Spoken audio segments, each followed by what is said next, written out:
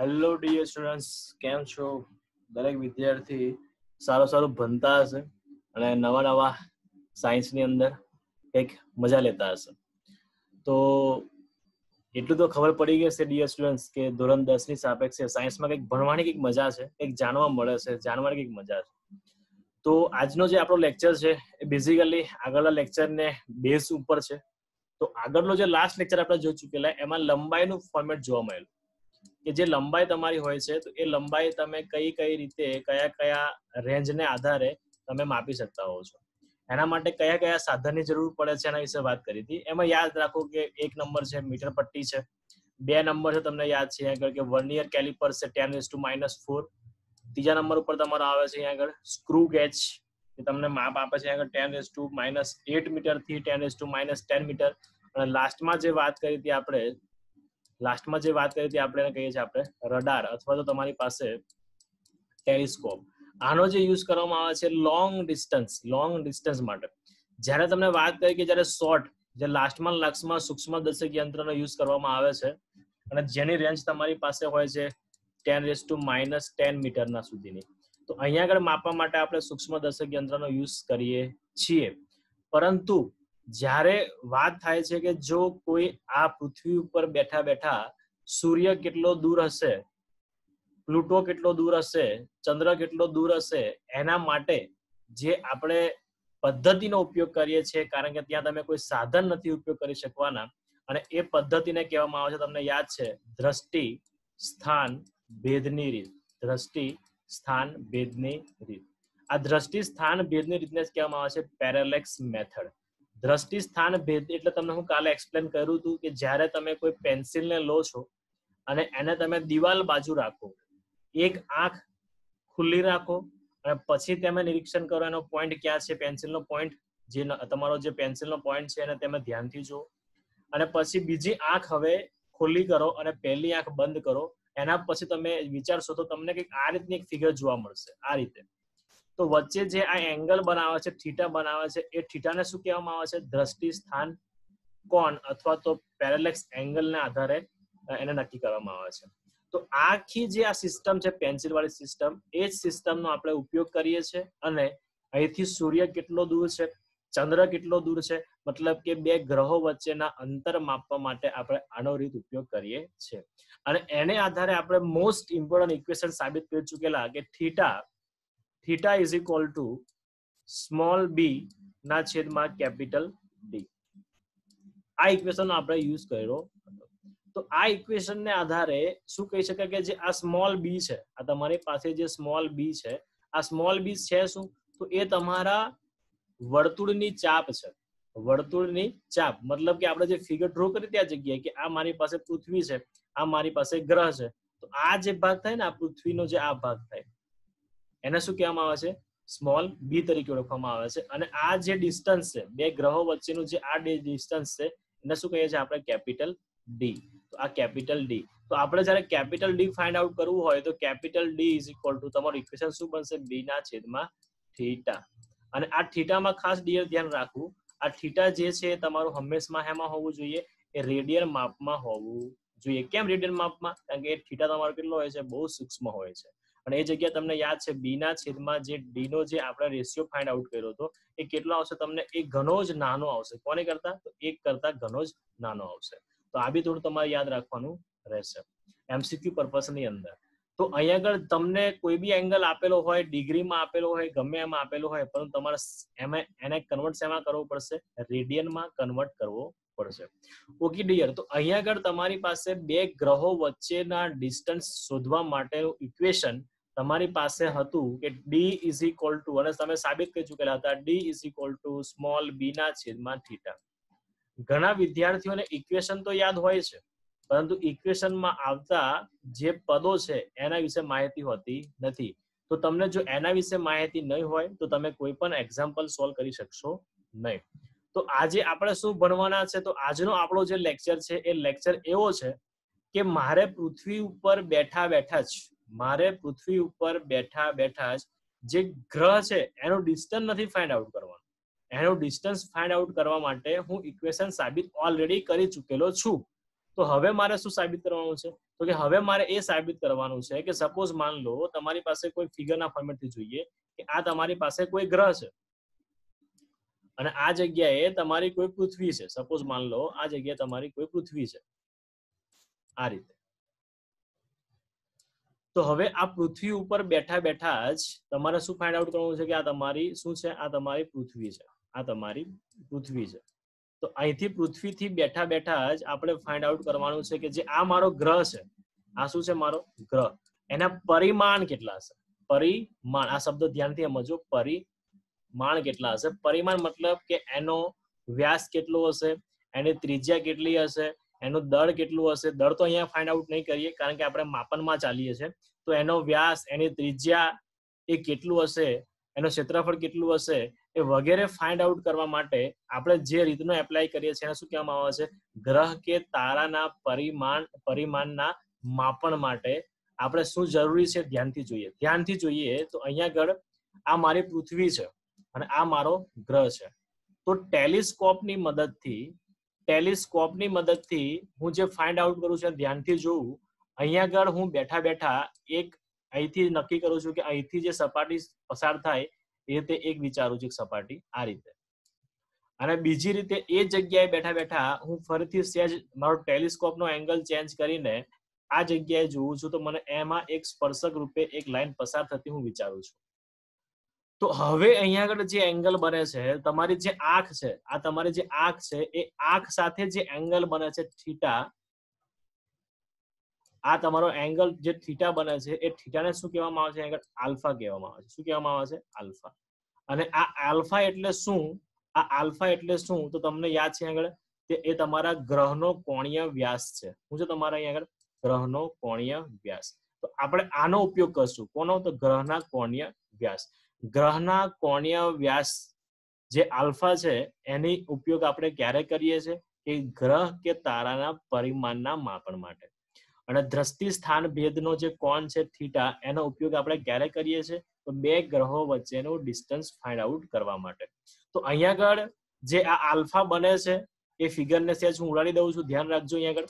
તો અહીંયા આગળ તમે જોઈ શકો છો અહીંયા આગળ હું લખેલું છે આ જગ્યાએ કે ગ્રહના વ્યાસ વડે પૃથ્વી પરના કોઈ અવલોકન સ્થળે રચાતા કોણ આલ્ફાને ગ્રહનો કોણીય વ્યાસ કહે છે. તો આ તમારો શું છે? આ તમારો ગ્રહ છે. ફિગરમાં તમે જોઈ શકો આ તમારો શું છે? આ ગ્રહ. અને આ બે પોઈન્ટ છે, એ A પોઈન્ટ છે અને B પોઈન્ટ છે. A પોઈન્ટ અને B પોઈન્ટ છે. તો અહીંયા આગળ આ બંને શું છે? આ ગ્રહનો વ્યાસ છે. તો ગ્રહનો વ્યાસ જે છે એનો તમે વિચારો તો એનો એક પોઈન્ટ છે એ અહીંયા આગળ પૃથ્વી પર અહીંયા આગળ મળે છે અને બીજો B વાળો જે સ્પર્શક છે તમે લાઈન ડ્રો કરો તો તમને અહીંયા આગળ મળે છે. તો એવું કહે છે કે ગ્રહના વ્યાસ વડે પૃથ્વી પરના કોઈ અવલોકન સ્થળે રચાતા કોણ આલ્ફાને શું કહેવામાં આવે છે? તે ગ્રહનો કોણીય વ્યાસ તરીકે ઓળખવામાં આવે છે. તો આ જગ્યાએ સિમ્પલ ઇક્વેશનનો યુઝ કરીએ તો તમારું ઇક્વેશન શું બનશે? ધ્યાનથી જોવું તો મને યાદ છે કે થીટા ઇઝ ઇક્વલ ટુ શું હોય છે? થીટા ઇઝ ઇક્વલ ટુ વર્તુળની ચાપ ના છેદમાં શું હોય છે ભાઈ? એની ત્રિજ્યા.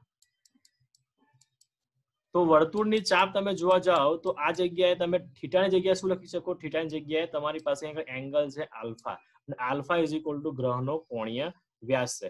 એક કોણીય શબ્દ વાપર્યો છે, ખાસ ધ્યાન રાખજો. કોણીય શબ્દ વાપર્યો છે મતલબ કે ખૂણાને આધારે મળે છે, કોણને આધારે મળે છે તમારો વ્યાસ, જેથી આપણે શું કહીશું? એને કોણીય વ્યાસ તરીકે ઓળખીએ છીએ. એનો સિમ્બોલ તમારો શું છે? આલ્ફા છે.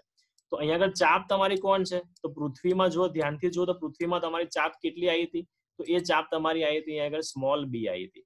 તો અહીં તમારી પાસે શું આપ્યું? તમે જે લો, મને કોઈ પ્રોબ્લેમ છે નહીં. અહીં તમને વાત શું કહી છે? આગળ સ્મોલ d. તો અહીંયા આગળ હું લખીશ? મેં આગળ સ્મોલ d.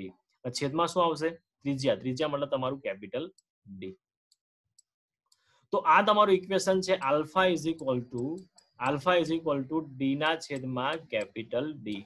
આ ખાસ ધ્યાન રાખવું. સેમ પેલા જેવું જ ઇક્વેશન છે, પરંતુ અહીંયા આગળ તમારે d ફાઇન્ડ આઉટ કરવાનો છે કારણ કે તમારા જે ગ્રહનો વ્યાસ છે એ શોધવાનો છે. તો આ d is equal to alpha into capital D. અને આ alpha into capital D means what? Alpha is equal two કોણીય વ્યાસ, જે હંમેશા એમાં હોવો જોઈએ, રેડિયન માપમાં હોવો જોઈએ.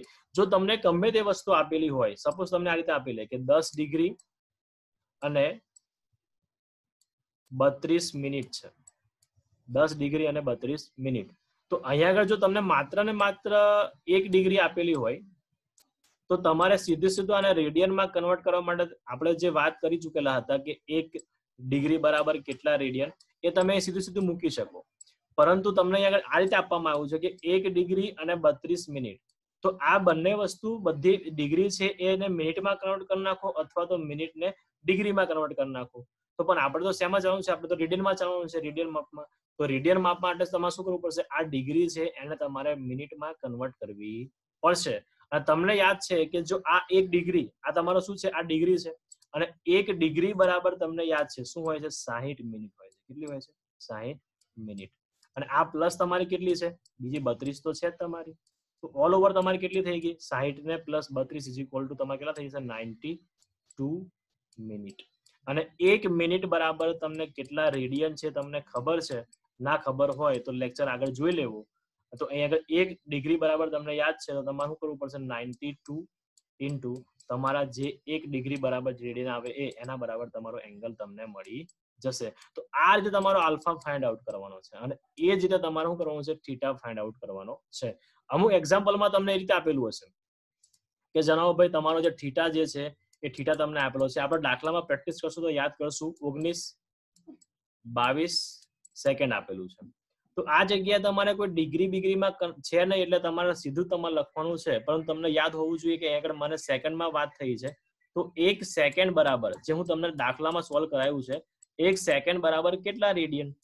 તો જે આવતા હોય એને મલ્ટીપ્લાય એના વડે કરશો 19-22 વડે. તો તમારો આન્સર એમ આવી જશે કે આ તમારો જે થીટા છે તમારો રેડિયનમાં કન્વર્ટ થઈ જશે. ઓકે ડિયર, ક્લિયર છે?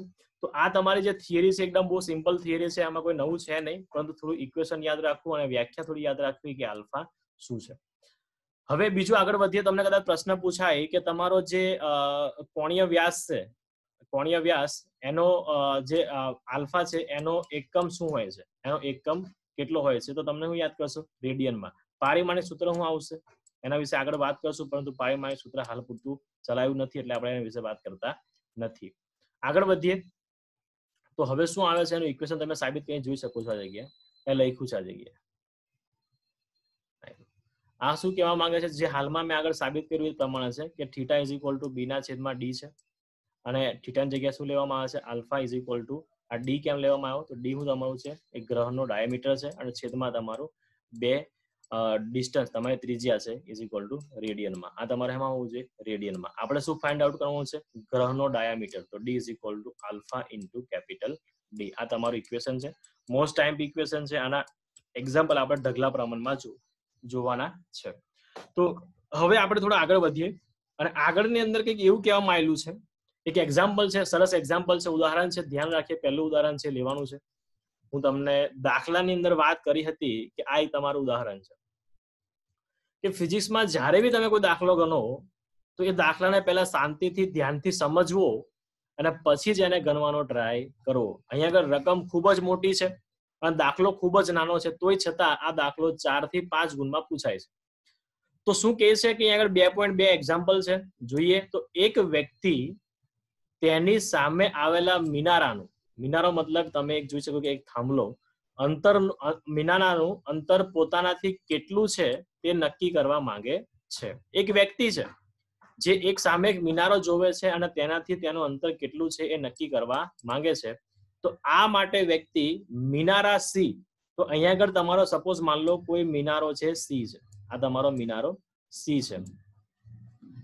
મિનારા સી ની સામે કોઈ એક બિંદુ એ પાસે, મતલબ કે તમારો જે વ્યક્તિ છે એ અહીંયા આગળ સી પાસે ઉભો, મિનારો આ તમારો સી મિનારો છે એની સામે ઉભો છે અને એની સામે ઉભો રહીને પોતે એ અહીંયા આગળ ઉભો છે. કઈ જગ્યાએ? તો એ પોઝિશન ઉપર. આ એ જગ્યાએ આ તમારો શું છે? આ મિનારો છે. તમારા સી પોઈન્ટ ઉપર તમારો શું આપ્યો છે? મિનારો. તો સી પોઈન્ટ એ વાત કરી છે કે સી ની સામે કોઈ એ બિંદુ પાસે ઉભા રહીને એસી ની સીધી રેખામાં ઘણે દૂર આવેલું એક વસ્તુ ઓ ને નિહાળે છે. ઘણે દૂર આવેલું એક વસ્તુ ઓ ને નિહાળે છે. મતલબ એ થી સી જે છે એની સીધી રેખામાં તો કોઈ આ જગ્યાએ O પોઈન્ટ છે એને પોતે નિહાળે છે.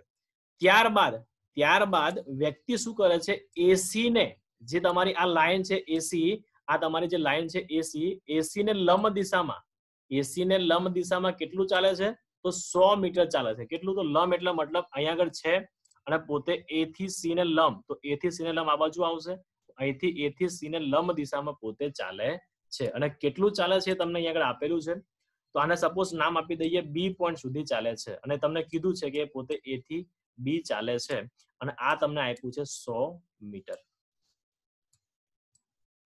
થોડો દાખલો સમજવાનો ટ્રાય કરજો. તો હવે શું કે છે, બી એ પહોંચે છે.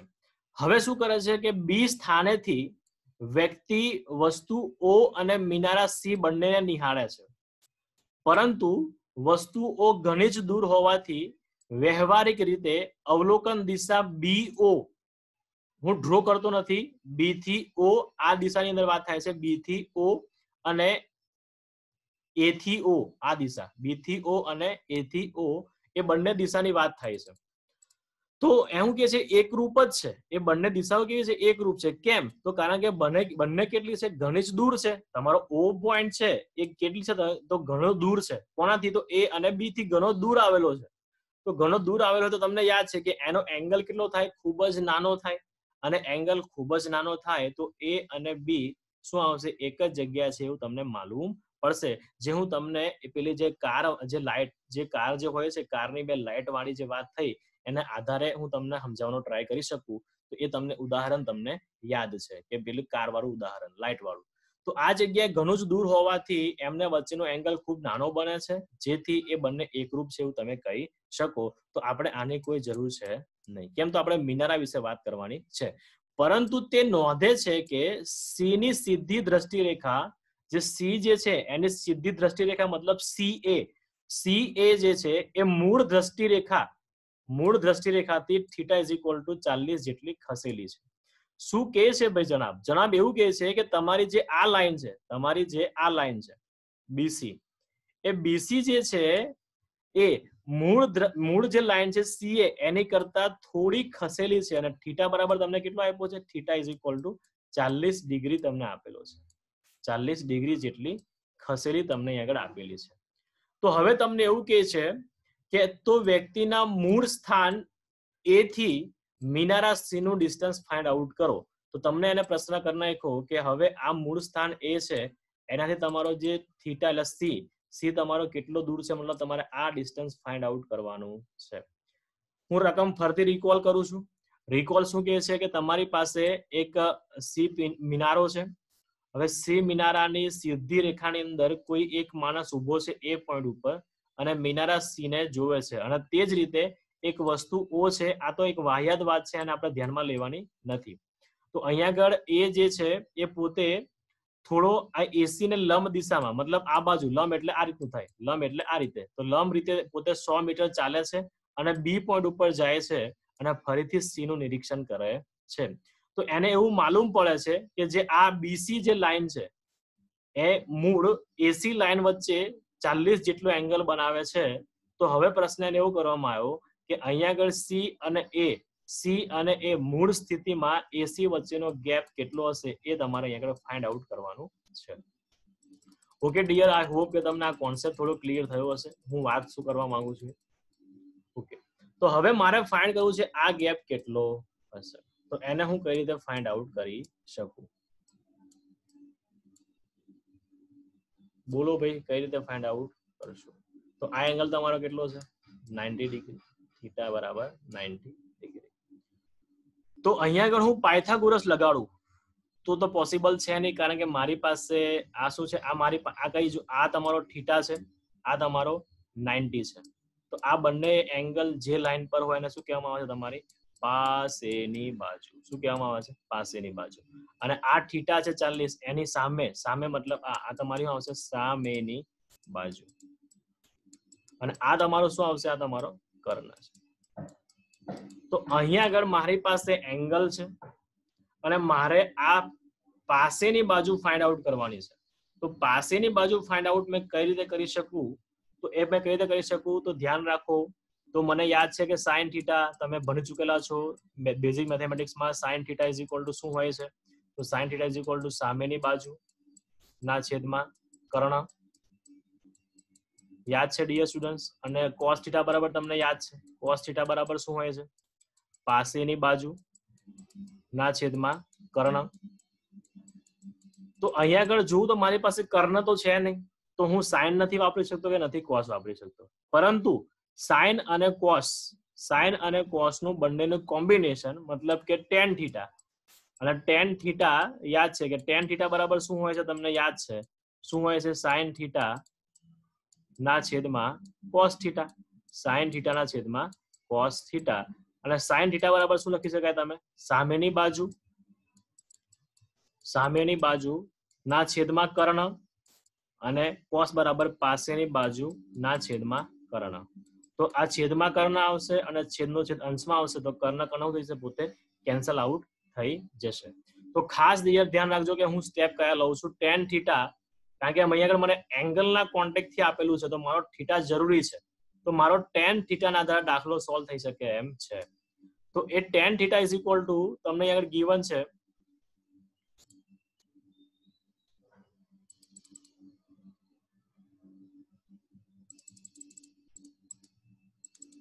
Okay dear. તો અહીંયા આગળ થોડું હું રફ કરી લઉં છું, તમને ક્લિયર થયું હશે. હવે ટેન થીટા મેં કઈ રીતે લાવું છું, તમને અહીંયા આગળ સૂત્ર ક્લિયર છે તો વાંધો નહીં આવે. સૂત્ર ક્લિયર નહીં તો પ્રોબ્લેમ થશે.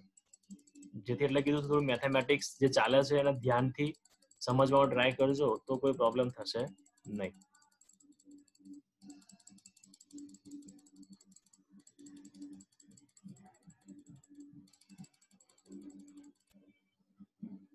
ઓકે, તો શું ફાઇનલી ડિસિઝન શું આવ્યું તમારું કે ten theta is equal to સામેની બાજુ ના છેદમાં પાસેની બાજુ. હું ફટાફટ ફિગર ડ્રો કરું છું બાજુની અંદર. આ રીતનું તમારો પોઈન્ટ છે, સી પોઈન્ટ છે, મિનારો છે, આ એ પોઈન્ટ છે. અહીંયા આગળ પોતે જાય છે આ રીતે લંબ દિશાની અંદર, બી પર પહોંચે છે. આ વચ્ચેનો ગેપ તમને આપ્યો છે 100 મીટરનો, અને આ જગ્યા તમને આપેલું છે એંગલ. આ તમારો એંગલ છે થીટા. કેટલો આપ્યો તમે? Theta is equal two 40 degree. અને આ તમને આપ્યો છે લંબ મતલબ 90. તો આ તમારી છે સામેની બાજુ છે, આ તમારું છે પાસેની. તો મારે આ ફાઇન્ડ આઉટ કરવાની છે એસી. તો એ લખી શકું મેં ten theta is equal to સામેની બાજુ. સામેની મતલબ કોણ? તો કે એબી. અને પાસેની બાજુ મતલબ કોણ? તો કે એસી. મારે શું ફાઇન્ડ આઉટ કરવાનું છે? એ અને સી થી ડિસ્ટન્સ. તો એસી ઇઝ ઇક્વલ ટુ કેટલા આવશે? એસી બરાબર એબી ના છેદમાં ટેન થીટા. એબી ના છેદમાં ટેન થીટા. અને ટેન થીટાની વેલ્યુ તમને કેટલી આપી છે? તો એબી ના છેદમાં ટેન 40. કેટલી આપી છે? ટેન 40. અને આ ટેન 40 કઈ રીતે ફાઇન્ડ આઉટ કરવાના છે? જે તમારે અહીંયા આગળ એક લોગ ટેબલ આવે છે. લોગ ટેબલની અંદર ટેનજેટ નામનું ટેબલ છે. એની અંદર ટેન 40 ની વેલ્યુ કેટલી? ટેન 40 ની વેલ્યુ તમે આગળ લખો તો એની વેલ્યુ નિયર બાય આવે છે તમારી એબી બરાબર તમને 100 આપેલા છે, અને ટેન 40 ની વેલ્યુ તમારી કેટલી આવે છે? 0.8391. આટલી વેલ્યુ તમારે એની આવે છે. તમે જ્યારે આને સોલ્વ આઉટ કરશો કેલ્સીની મદદથી તમારો આન્સર આવશે 119.75 મીટર. 119.75 મીટર. તો અહીંયા આગળ ડિયર એકદમ દાખલો સિમ્પલ છે. તમે કહી શકો કે જે મૂળ સ્થાન છે એનાથી તમારો મિનારો કેટલો છે? 119.75, અથવા તમે નિયર બાય 200 મીટર બી તમે અહીંયા આગળ 120 મીટર બી તમે લખી શકો. નજીકની વેલ્યુ છે 120 મીટર. તો આઈ હોપ કે તમને આ દાખલો ક્લિયર થયો હશે. એકદમ સિમ્પલ દાખલો છે, મામા ટાઈપ ક્વેશ્ચન છે. તો આ ટેન 40 ની વેલ્યુ જે ફાઇન્ડ આઉટ કરવાની છે એના માટે તમારે 10 નું જે ટેબલ છે એ તમે જ્યારે આગળ સ્કૂલે આવશો ચાલુ થશે ત્યારે હું તમને શીખવાડીશ. પરંતુ હાલમાં પૂરતું ધ્યાન રાખો કે 10 ની અંદર તમારું જે લોગ ટેબલ હશે, સાઇન હશે, કોસાઇન હશે, અને 10 ની વેલ્યુ બી હશે. તો 10 40, તો 10 તમે 40 ઉપર જાઓ, અને જે 10 40 તો પાછળ કશું છે નહીં, તો એ જગ્યાએ શું કરવું પડે? તમારું 10 40 અને 0 મિનિટ. તો 0 મિનિટ ઉપર તમે જોશો તો તમને આટલી વેલ્યુ જોવા મળશે 0.8351. 0.83 અને 51. તો ખાસ ધ્યાન રાખજો. આ જગ્યાએથી તમારી જે દાખલો છે એ ઇમ્પોર્ટન્સ છે અને ખૂબ જ ઇઝી છે. તો જે વિદ્યાર્થીને આ દાખલામાં ઓકે હોય, દરેક જગ્યાએ જો દાખલો તમને આવડતો હોય તો હોમવર્ક ની અંદર હું તમને એક દાખલો આપું છું કે આ જે 100 મીટર છે એની જગ્યાએ સપોઝ માન લો એ 200 મીટર ચાલે છે અને આ જે એંગલ છે એ એની જગ્યાએ 60 ડિગ્રી બનાવે છે, તો એ મૂળ સ્થાનથી એ મિનારાનું ડિસ્ટન્સ કેટલું હશે એ તમારે ફાઇન્ડ આઉટ કરીને મને વોટ્સઅપ ઉપર સેન્ડ કરવાનું છે. આ તમારું હોમવર્ક છે. ઓકે ડિયર, તો હવે હું વિદાય લઉં છું આ દાખલો પૂરો કરીને. હવે નેક્સ્ટ લેક્ચરની અંદર આપણે જે પેરેલેક્સ મેથડ અને ગ્રહના કોણીય વ્યાસ આલ્ફા જેના એક્ઝામ્પલ્સ ખૂબ જ ઇમ્પોર્ટન્ટ છે એના વિશે આપણે કાલે નેક્સ્ટ લેક્ચરમાં જોઈશું.